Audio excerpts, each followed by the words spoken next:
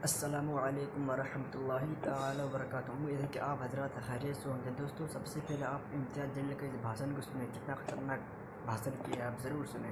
टखलो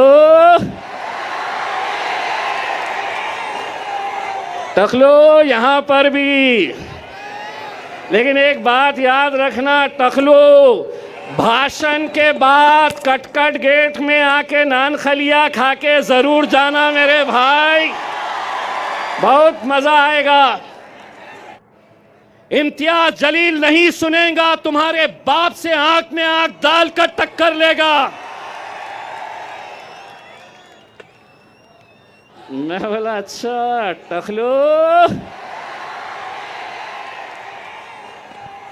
टखलो यहाँ पर भी, लेकिन एक बात याद रखना, टखलो भाषण के बाद कटकट गेट में आके नान खलिया खा के जरूर जाना मेरे भाई, बहुत मजा आएगा। और योगी पे क्यों खत्म, लाओ जिसको लाना है। इतनी एक बात गारंटी के साथ कहता हूं, जहां तक नजर जा रही है, देवेंद्र फडणवीस, एकनाथ शिंदे, अजीत पवार, शरद पवार, उद्धव ठाकरे, नाना पटोले, पूरे के पूरे आ जाओ, इतने जमा करके दिखाओ। ये अकेले किसके नाम पे आए हैं मालूम है? ये अकेले किसके लिए आए हैं? मेरा अकबर। 10 साल का इंतजार खत्म होने वाला है, पेटी बांध लो, मौसम बिगड़ने वाला है। मैं अब आपसे इजाज़त लेता हूं और यही उम्मीद करता हूं कि 20 तारीख के दिन आप सबको निकलना है, मजलिस को कामयाब करना है। और हाँ, जाते जाते इतना कहना चाहता हूं, अकबर भाई का ये एक ही जलसा नहीं है, अभी 2 बार और आने वाले हैं। आज टेस्ट मैच खेलेंगे, दूसरे में वनडे खेलेंगे और तीसरे में 2020। बहुत बहुत शुक्रिया। हुआ कि आज हालात क्या है, गाजापुर में हमारे घरों में घुसकर मारा गया, कोई आवाज नहीं, हमने आवाज उठाई। लोकसभा में वक्फ बोर्ड का बिल आया, जिन मुसलमानों ने 2-2 घंटे खड़े रहकर जिन्हें जिताया, वो लोकसभा से बाहर निकल गए। विधान परिषद महाराष्ट्र का पहली मर्तबा 40 सालों में एक भी मुस्लिम एमएलसी, एक भी मुस्लिम विधान परिषद के अंदर नहीं भेजा गया। रामगिरी जब हमारे हुजूर के खिलाफ, नबी करीम सल्लल्लाहु अलैहि वसल्लम के खिलाफ गुस्ताखी करता है, कोई नहीं, कोई नहीं, कोई नहीं आगे आया। अरे हमारा वजूद, हमारी पहचान, हमारी शिनाख्त, हमारी जिंदगी जिसके लिए कुर्बान है, उसके खिलाफ गुस्ताखी हो रही है, तो भी हम अपनी नफरत की राजनीति में बटे हुए हैं। लोग समझते थे कि वो बोलेगा और हम सुन लेंगे, वो कोई और होंगे सुनने वाले। इम्तियाज जलील नहीं सुनेगा, तुम्हारे बाप से आंख में आंख डालकर टक्कर लेगा। एक आवाज हमने क्या लगाई, अल्हम्दुलिल्लाह पूरा हिंदुस्तान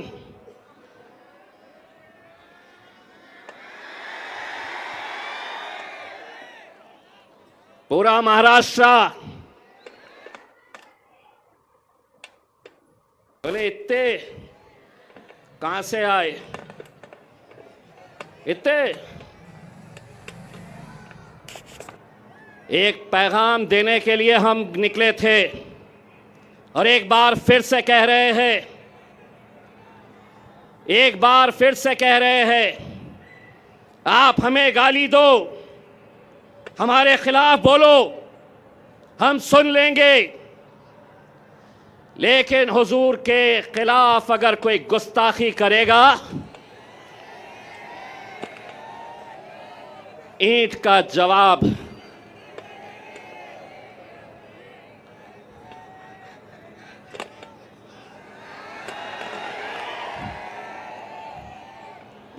पुलिस वाले देख रहे मेरी तरफ, बोलता क्या पत्थर, पत्थर बोलता क्या, पत्थर बोला कि केस होता मेरे ऊपर। तो मैंने भी क्या बोला, ईंट का जवाब। जिसको समझना था वो समझ गया। हुकूमत को हम एक पैगाम देने के लिए गए थे मेरे भाई।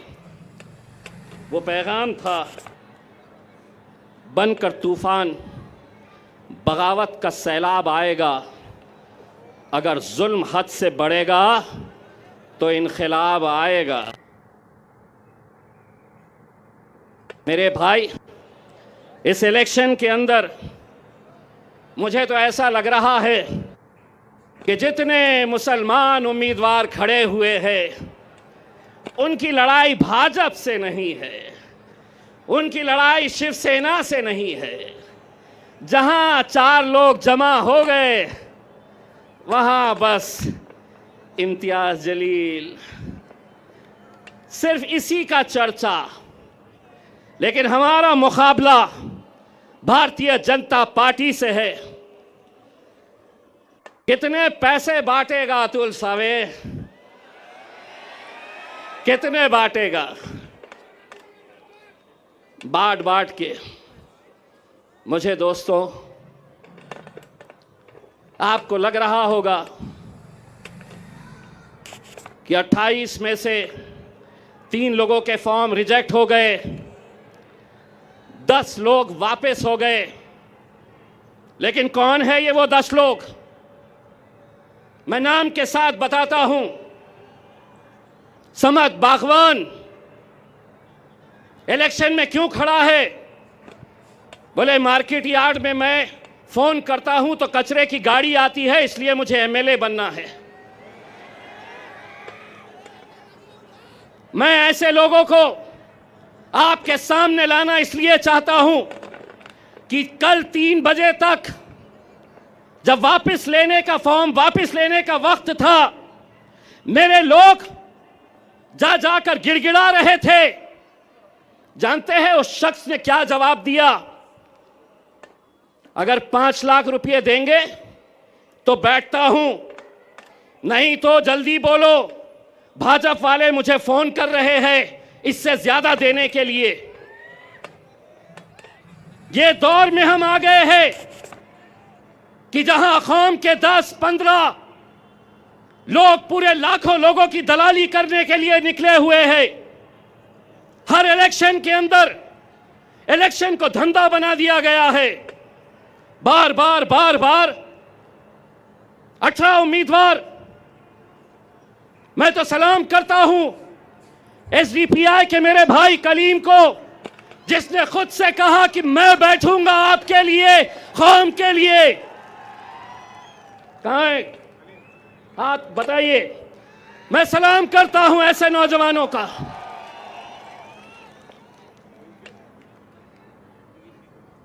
मोइन साहब भी है वेलफेयर पार्टी के, जो खुद से बैठ गए। इम्तियाज जलील, जो खराब हो रहा है, मैं तो पत्थर हो गया हूं। जहां पर भी आईना फूटता है, इल्जाम मेरे पर आ जाता है। इम्तियाज जलील वहां इतने सीट क्यों खड़े करा, यहां इतने कम क्यों खड़े करा? 288 सीटें हैं महाराष्ट्र के अंदर। असद साहब ने ऐलान किया, हुक्म दिया कि सिर्फ हम 16 सीटों के ऊपर इलेक्शन लड़ेंगे। यहां पर भी मैं सलाम करता हूं ऐसे नौजवानों का जो अपने कायद के फैसले के ऊपर लब्बैक कहते हैं, और ऐसा ही सलाम मैं करता हूं मेरे छोटे भाई समीर साजिद का, जिसने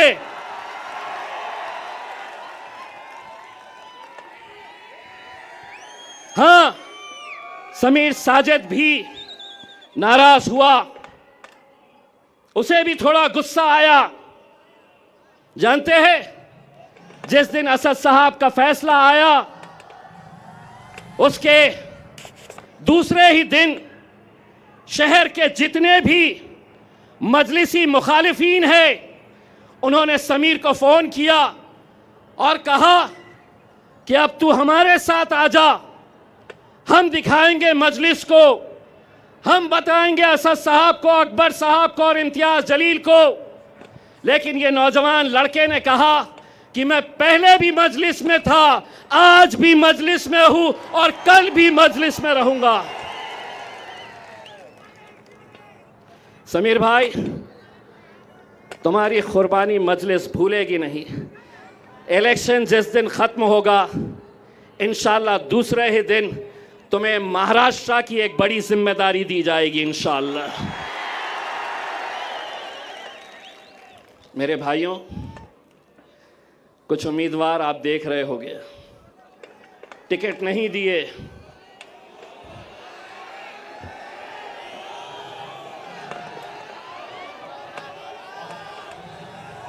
टिकट तो हमने इसे भी नहीं दिए, टिकट तो हमने कई लोगों को नहीं दिए।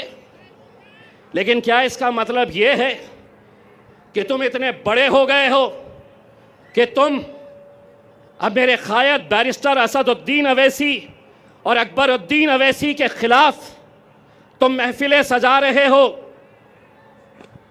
तुम्हारी जबान खुलने से पहले यह सोच लिया करो कि इतने साल तक तुम्हारा हमारा एक रिश्ता था, अचानक एक ही दिन के अंदर टिकट नहीं, तो इम्तियाज जलील बदमाश, असदुद्दीन अवैसी इनके लिए काम करते हैं, उनके लिए काम करते हैं। इंशाअल्लाह औरंगाबाद की ये आवाम बताएगी, जो मजलिस के खिलाफ जाएगा अपनी जमानत भी बचा कर लेकर आ गया तो बहुत बड़ी बात समझ लेना।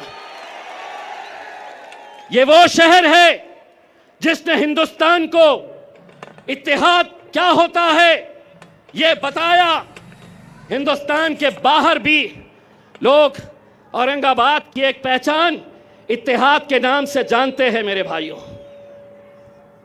और आज उसी इत्तेहाद को खत्म करने की कोशिश की जा रही है। पैसा भारतीय जनता पार्टी दे रही है, पैसा नासिर के खिलाफ एकनाथ शिंदे की तरफ से आ रहा है कि इनको खरीदो, इनके वोटों को तकसीम करो, इनको बांटो।